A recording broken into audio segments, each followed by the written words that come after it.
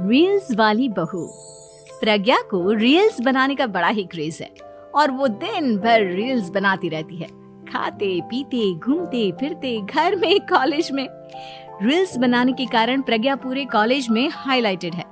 जहां उसकी रील्स सभी को पसंद आते हैं, वहीं मनीषा चिंता में डूबी रहती है। एक रोज जब खाते हुए प्रज्ञा रील्स बना रही होती है, तब मनीषा कहती है, 1 मिनट भी चैन नहीं है इस लड़की को।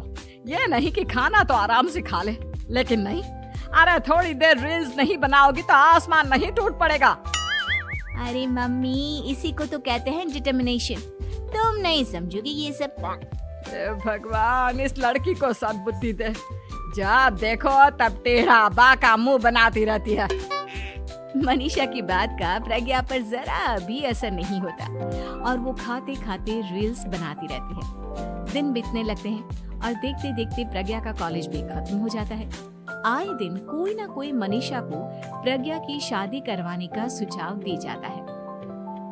सब ठीक ही कहते हैं, प्रज्ञा की शादी कर देनी चाहिए। अपने घर के काम काज में व्यस्त हो जाएगी तो खुद ही ये रील्स और नाच गाना बंद हो जाएगा। मनीषा और प्रेम प्रज्ञा के लिए एक अच्छा लड़का ढूंढने लगते हैं और तभी विकी का रिश्ता प्रज्ञा के लिए आता है, जिसने प्रज्ञा को उसकी रील्स देखकर पसंद कर लिया था। अगले दिन विकी अपने माता पिता के साथ प्रज्ञा के घर पहुंच जाता है और प्रज्ञा साड़ी पहने हाथों में चाय की ट्रे लिए उनके सामने आती है। जब विकी को पसंद है तो हमें भी बहू पसंद है। बहन जी, आप बारात की तैयारी कीजिए। एक बार लड़का लड़की अकेले में बात कर ले तो अच्छा रहेगा। हाँ हाँ, क्यों नहीं। मनीषा विकी को प्रज्ञा के कमरे में भेजती है, जहां प्रज्ञा पहले से ही रील्स बना रही होती है। तभी विकी कहता है, आ गए आपके साजन जी। हमारे साथ ये रील्स कंप्लीट करती तो और भी अच्छा रहता। अच्छा जी, अब आ ही गए हैं तो बना ही लेती हूँ आपके साथ। दोनों मिलकर रील्स बनाते हैं। जब वी मीट और तुरंत पोस्ट भी कर देते हैं। फिर विकी कहता है, जब आप साड़ी में चाय लेकर आई तब मुझे लगा कि कहीं मैं गलत घर में तो नहीं आ गया। अब सही है। दोनों की शादी पक्की हो जाती है और शादी के दिन भी प्रज्ञा रील्स बनाने से चूकती नहीं। यहाँ तक कि बारात के समय भी नाचते हुए रील्स बनाती है। सभी लोग प्रज्ञा की तारीफ के फूल बांध देते हैं और प्रज्ञा नाचती गाती अपने ससुराल चली जाती है। सब कुछ अच्छा चल रहा होता है। प्रज्ञा यहाँ भी दिन भर हर चीज की रील्स बनाती रहती है। लेकिन कुछ दिनों के बाद जब सुनीता कहती है, बहू, ये रील्स के साथ साथ कुछ काम भी कर लिया करो। वैसे तुझे और क्या क्या बनाना आता है? मम्मी जी, वैसे तो सब कहते हैं कि मैं सब कुछ अच्छा बनाती हूँ, लेकिन मुझे लगता है कि मैं मैगी अच्छा बना लेती हूँ। हाँ, कॉफी भी अच्छा बना लेती हूँ और मुंह तो सबसे अच्छा बना लेती हूँ। हैं? अच्छा अच्छा। सुनीता अपना माथा पकड़ लेती है और कहती है, बहू, कुछ खाना बनाना भी सीख लेती। मम्मी जी, मैं लंबी प्लानिंग कर रही हूँ। जल्दी ही मैं इतनी फेमस हो जाऊंगी कि मुझे पैसे मिलने लगेंगे।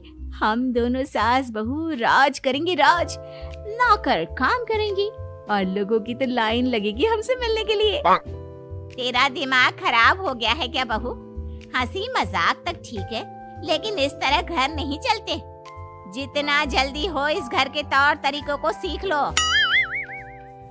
प्रज्ञा मुंह घुमाकर चली जाती है और तुरंत उसी वक्त एक रील बनाती है। ये देख सुनीता का गुस्सा 7वें आसमान पर चला जाता है और विकी के घर आती ही सुनीता उसे सब कुछ बताती है। विकी भी अब प्रज्ञा की इन हरकतों से परेशान हो जाता है। तुम टेंशन मत लो मम्मा, मैं देख लूंगा। विकी कमरे में जाता है तो देखता है कि प्रज्ञा रील्स बना रही है। विकी बड़े ही प्यार से प्रज्ञा से कहता है, प्रज्ञा, इन सब के लिए मैं तुम्हें मना नहीं कर रहा हूँ, लेकिन फिर भी हर वक्त तो ये अच्छा नहीं लगता ना।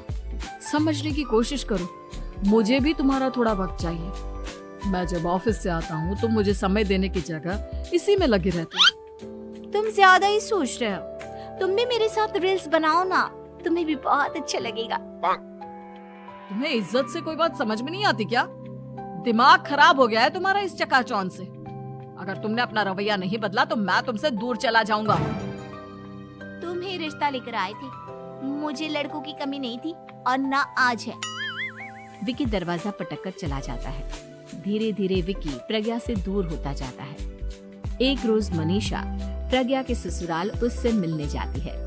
तब सुनीता उससे कहती है, बहन जी, अब आई हैं तो कुछ दिन यहाँ रहकर जाइएगा, आप ही का घर है। हाँ मम्मी, बहुत दिन हो गए तुम्हारे साथ एक भी रील नहीं बनाई मैंने। प्रज्ञा तुरंत अपने फोन में रील्स ऑन कर लेती है। ये सब मुझसे नहीं होता। तेरा ये भूत अभी तक नहीं उतरा क्या? बहन जी, आप कुछ कहती नहीं क्या इसे? जब आप ही कुछ नहीं कर पाई तो मैं कर ही क्या सकती हूँ। सास तो वैसी ही बदनाम है। शाम को घर की लाइट चली जाती है और मनीषा प्रज्ञा से कहती है, मेरे घुटनों में बहुत दर्द हो रहा है, तू लाइट का कुछ इंतजाम करना बेटा। अच्छा, कैंडल जला देती हूँ मम्मा। प्रज्ञा गाते हुए कैंडल जलाती है और खिड़की के पर्दे के पास रख देती है। मनीषा, जिसे बहुत दर्द हो रहा है, वो सो जाती है और प्रज्ञा हमेशा की तरह अपने रील्स में लग जाती है। उधर कैंडल की वजह से पर्दा आग पकड़ लेता है और मनीषा के कमरे में आग लग जाती है। बचाओ, कोई है, बचाओ। सभी भागते हैं और विकी कमरे की आग बुझाने में लग जाता है, लेकिन तब तक मनीषा आधी जल चुकी थी। मनीषा की हालत देख प्रज्ञा रोने लगती है। विकी मनीषा को तुरंत हॉस्पिटल ले जाता है और उसे एडमिट कराता है। विकी प्रज्ञा से कहता है, देख लिया ना, तुम्हारे इस नाच गाने की वजह से आज तुम्हारी माँ की जान जाते जाते रह गई। अब पता नहीं तुम और क्या चाहती हो। उधर डॉक्टर कहते हैं, इनकी हालत बहुत नाजुक है, आधे से ज्यादा जल चुकी है। प्रज्ञा रोती हुई मंदिर में जाती है और भगवान के आगे जाकर कहती है, भगवान, मेरी माँ को ठीक कर दो। मैं कसम खाती हूँ, हाथ से ये रील्स बनाना छोड़ दूंगी। बस मुझे मेरी माँ वापस मिल जाए। 2 दिन बीत जाते हैं और मनीषा खतरे से बाहर आ जाती है। पेशेंट अब ठीक है, आप लोग उनसे मिल सकते हो। सब कोई मनीषा से मिलता है और प्रज्ञा सबके सामने अपना फोन तोड़ देती है। मुझे माफ कर दो मम्मा, मैंने तुम लोगों की बातों को नजरअंदाज किया। बेटा, कोई भी चीज जरूरत से ज्यादा खराब है। मैंने तुम्हें रील्स बनाने से कभी मना नहीं किया, लेकिन हर वक्त एक ही चीज तो सही नहीं है। मैं समझ गई हूँ मम्मा, आई एम सॉरी। प्रज्ञा उस दिन से रील्स बनाना छोड़ देती है और पूरी तरह से अपने घर में लग जाती है।